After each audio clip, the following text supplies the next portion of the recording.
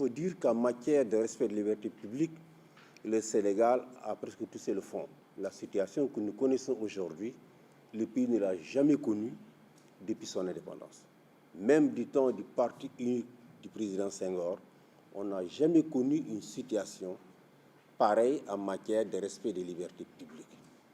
Et toute cette situation, on en est arrivé là, justement, de la part d'une volonté des autorités de ce pays, en tout cas du président Macky Sall en premier, non pas de promouvoir la paix, la démocratie et le respect des droits humains, mais de toujours s'engager dans des épreuves de force. Et ces épreuves de force, il les a commencées dès 2019, avec, dès son accès au pouvoir d'ailleurs, avec les poursuites qui ont été menées contre, évidemment, les leaders du PDS, qui ont été donc persécutés, n'est-ce pas, emprisonnés et exclus des élections.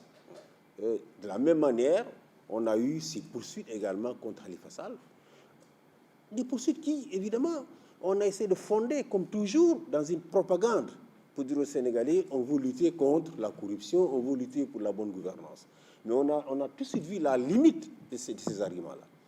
Parce que si on veut vraiment lutter contre la corruption, contre la mauvaise gouvernance, n'est-ce pas, on ne fait pas de poursuites sélectives. Malheureusement, on a fait des poursuites sélectives en poursuivant certains et, évidemment, en exonérant de poursuites, n'est-ce pas, tous ceux qui sont dans son camp ou tous ceux qui ont accepté, évidemment, de transhumer et de se retrouver en Conseil des ministres au même titre que le président. Cela a conduit à la situation dans laquelle on se retrouve après 2019. Une situation où, dans l'opinion publique sénégalaise, tout le monde était convaincu que, n'est-ce pas, que Karim Wade et Khalifa ont été éliminés uniquement parce que sur le plan électoral, n'est-ce pas, le président ne voulait pas, évidemment, les affronter. J'ai fait ce rappel, parce que ce rappel va déterminer tout ce qui va se passer ensuite, notamment à partir de mars 2021, avec, évidemment, l'affaire Sweet Beauté qui a éclaté et qui, tout de suite, a rappelé à beaucoup de Sénégalais, n'est-ce pas, l'élimination de Karim et de Khalifa Sall, et a mené donc à cette levée de bouclier qu'on a connue, avec évidemment des affrontements violents qui ont fait 14 morts. Et après ces affrontements violents, les autorités de ce pays n'ont jamais cherché à recoudre le tissu social, à faire en sorte que les Sénégalais se retrouvent, à réconcilier le pays. On a eu comme l'impression qu'après mars 2021, on s'est engagé dans une épreuve de force. En tout cas, le régime a tout mis en place depuis mars 2021 pour nous conduire dans la situation où nous sommes aujourd'hui. D'abord, en renforçant considérablement l'appareil sécuritaire, et le recrutement de presque 12 000 policiers et gendarmes, mais aussi en adoptant toute une série de lois, notamment les lois qui ont été adoptées le 25 juin 2021, qui, évidemment, ont permis de criminaliser l'espace, les activités politiques. Ce sont des lois qui qualifient, évidemment, de terroristes tous les actes considérés comme pouvant troubler gravement l'ordre public, considérés également comme des actes terroristes les associations de malfaiteurs, considérés comme actes terroristes également les infractions liées aux technologies de l'information et de la communication. Toutes ces infractions ont été considérées comme des actes terroristes. Et l'incitation à commettre ces actes est considérée elle-même comme étant, n'est-ce pas, une infraction pénale, sans que, évidemment, l'incitation soit définie de façon très claire. Donc, tout a été mis en place, aussi bien sur le plan de l'appareil sécuritaire que sur le plan, évidemment, du droit, pour permettre à l'État, n'est-ce pas, de fermer l'espace civique et de nous amener à l'espace pratiquement de non-droit où nous sommes aujourd'hui. Où nous avons d'un côté le droit de manifestation qui est presque aujourd'hui mis entre parenthèses. Plus personne ne peut organiser aujourd'hui une manifestation pacifique à Dakar. Plus personne, ni au Sénégal. Vous déposez une demande pour organiser une manifestation, elle est rejetée systématiquement par le pouvoir en place. On ne se contente pas de rejeter les manifestations sur la base d'arguments totalement inacceptables, mais on développe également des comportements hors la loi, comme ce blocage que mon ami Niass a bien fait de rappeler, ce blocage pendant 55 jours du domicile d'un leader de l'opposition n'est-ce pas, sans que ce blocage ne soit fondé sur aucun acte juridique ou même administratif. Donc, c'est un acte totalement illégal. Illégal de la part d'un pouvoir qui passe son temps à demander aux citoyens de respecter la loi et de respecter l'état de droit. Et ce même pouvoir s'est permis, pendant 55 jours, de bloquer le domicile d'un leader de l'opposition, de le séquestrer à la limite, et évidemment, sans que cela ne soit considéré comme quelque chose d'inacceptable dans le pays.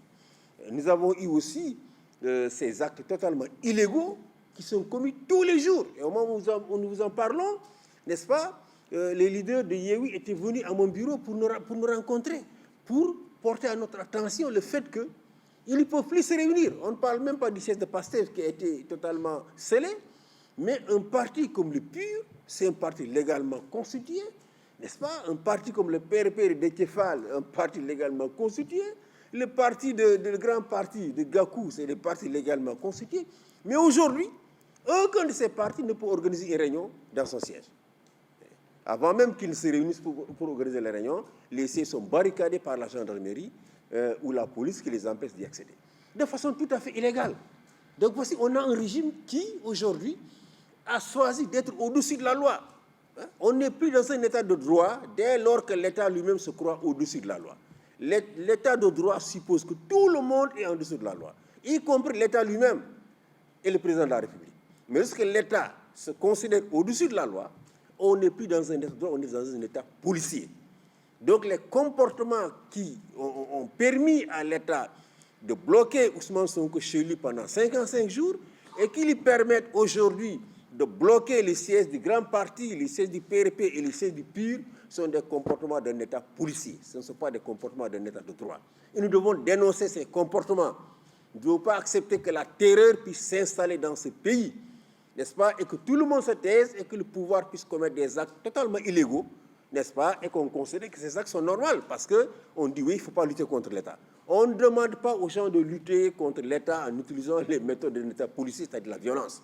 Mais on dit aux gens que lorsque des comportements illégaux ont lieu, il faut les dénoncer, y compris en utilisant les recours juridiques qui s'offrent à nous. Ndiaga a parlé de la Cour de la CEDEAO, mais il faut commencer par éprouver les recours au niveau national. La Cour suprême du Sénégal doit être à la hauteur des attentes des Sénégalais en matière de respect des droits et des libertés. Le Conseil doit être à la hauteur des attentes des Sénégalais en matière de respect des droits et des libertés. Parce que si ces juridictions, n'est-ce pas, ne remplissent pas leur mission de protection des droits et des libertés, ils créent les conditions d'un chaos. Et c'est cela, n'est-ce pas, que nous devons évidemment tous refuser, n'est-ce pas, et interpeller ces juridictions pour qu'ils jouent le rôle. Ils n'ont pas d'autre rôle à jouer que de protéger les citoyens.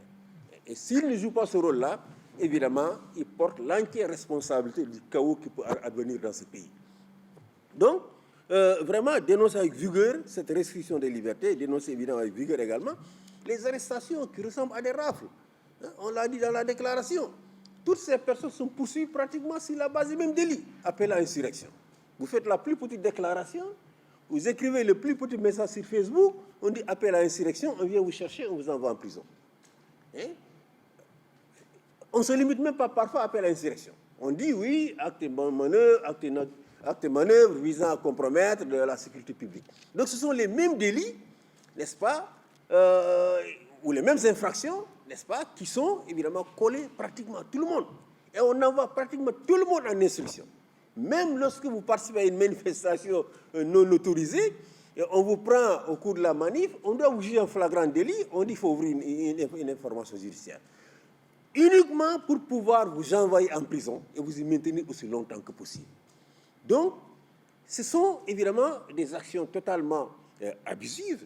Ces informations judiciaires qu'on ouvre de façon systématique sont abusives, n'est-ce pas, et visent uniquement, n'est-ce pas, à maintenir en prison les activistes, à les mettre, à les réduire au silence, et nous ne devons pas évidemment accepter que cela puisse prospérer longtemps au Sénégal.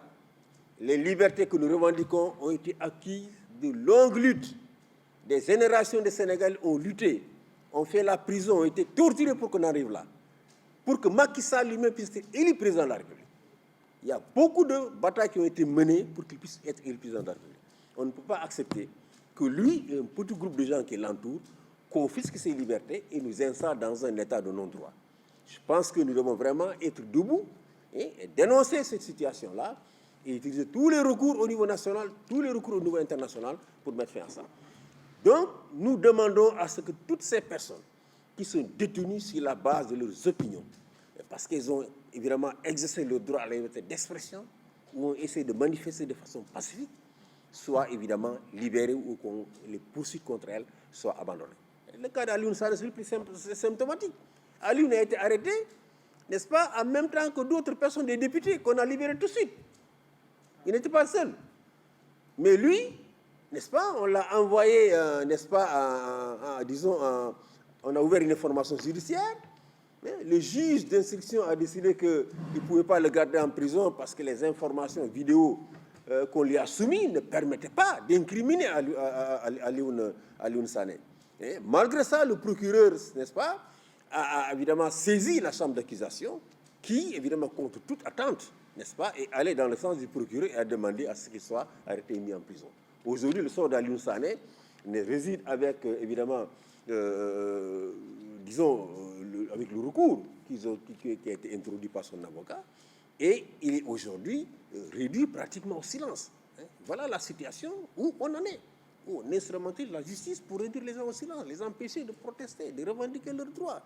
Et c'est une situation inédite et une situation extrêmement grave. Je vais terminer par la question de dissolution des partis. Les partis politiques, n'est-ce pas, sont reconnus par la Constitution du Sénégal. Les partis politiques ont des droits. On ne peut pas dissoudre un parti politique sur des bases aussi légères. On essaie de faire croire aux Sénégalais que le discours radical de Pastef est une nouveauté, que le discours, évidemment, les appels à manifester de Pastef sont une nouveauté. Tout le monde sait que ce n'est pas une nouveauté, ce n'est pas vrai. Entre 1988 et 2000, on a connu des actions de violence inouïes dans ce pays, des destructions des biens publics inouïes dans ce pays. Tous les cabines téléphoniques que la Sonatel avait installées dans l'île de Dakar ont été détruits, brûlés. Dakar a perdu tous ses feux de signalisation pendant cette période-là. Pendant cette période-là, on a assassiné un vice-président du Conseil constitutionnel. Il n'y a pas plus grand acte terroriste que d'assassiner un vice-président du Conseil constitutionnel. Pendant cette période, dans des manifestations où les leaders de l'opposition ont participé, on a quand même tué et mutilé 6 policiers. Pendant cette période-là, il y a eu des voitures piégées qui ont explosé devant les commissariats pendant cette période. Mais jamais Abdou Diouf n'a dissous ni le PDS, ni Andy Diouf, ni la LDMPT, ni aucun des partis qui participaient à ces actions-là. Et jamais, justement, on a essayé de dire qu'il faut dissoudre les partis parce que ces partis ont appelé à ces manifestations, il y a eu des morts, il y a eu des destructions de biens publics. En 2011-2012, nous avons tous vu Macky Sall avec son matelas à la place de l'Obélisque, appelé à des manifestations.